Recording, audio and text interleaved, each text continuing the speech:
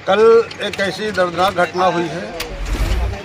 गांव था खमरिया, पिसौरा का मजरा है, जहां पे परसों पुलिस वाले 6 बजे उसके एक पीड़िता के घर में घुस करके और उसको ज़बरदस्ती थाने में ले जा करके बर्बरतापूर्वक पिटाई करने का काम किया।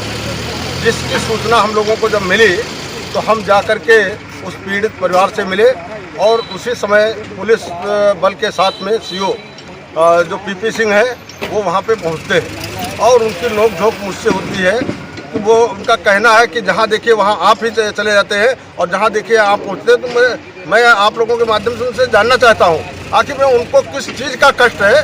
विधानसभा का क्षेत्र का प्रतिनिधित्व करता हूँ, प्रतिनिधित्व कर चुका हूँ, तो ये मेरी जिम्मेदारी भी बनती है कि हमारी जनता के ऊपर अगर कोई किसी तरीके का अत्याचार हो रहा है तो उनकी उस दुख की घड़ी में हम लोग उनका साथ दें और उनके साथ में खड़े दिखाई पड़े और उनके न्याय की लड़ाई हम लड़ सकें। इसको लड़ने के लिए हम लोग आगे बढ़े थे, गए थे। तो वहाँ पे जा कर के मैंने देखा उस पीड़िता के शरीर के ऊपर पूरे चोट के निशान थे, जिसको पट्टे से और डंडों से मारा गया था।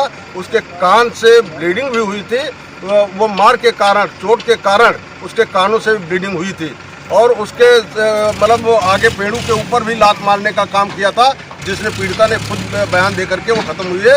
और उस पर पेड़ों पे लात मारने की वजह से जब वो पेशाब करने के लिए गई तो वहाँ पे वो पेशाब उसका नहीं उतर पाया और वो बेहोश होकर के वहाँ पे गिर गई, जिसको परिवार के लोगों ने उसको उठा करके चारपाई पे डाला करके और वो उसी समय से एक बूंद पानी भी नहीं पी सके और कोई खाना पानी भी नहीं कर सकी।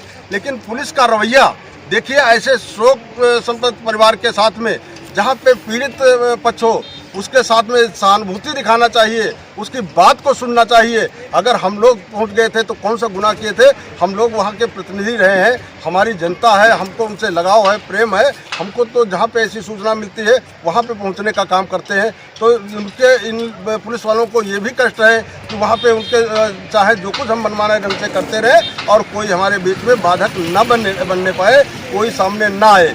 ये इनकी रवैया है, तो इसको भी देखना पड़ेगा। हम तो शासन से मांग करते हैं कि उस पीड़ित परिवार को न्याय दिलाने का काम किया जाए और उसको पीड़ित पक्ष को इतना मुआवजा दिया जाए कि उसके छोटे छोटे जो 3 बच्चे हैं, पत्नी है, वो बेसहारा हो गए हैं, बेसहारा हैं, पत्नी ख़त्म हो गई और पति उसका विकलांग है, वो कहीं पे रोजगार करने की स्थिति में भी नहीं है। ऐसी स्थिति में उसके बच्चों का पालन पोषण कौन करेगा? ये मैं सरकार से मांग करता हूँ, उसको न्याय दिलाने का काम करें, उसको मुआवजा देने का काम करें और उसका जो भी पुलिसकर्मी दोषी रहे हैं उनके खिलाफ कठोरतम कार्रवाई की जाए। यही हमारी मांग है सरकार से।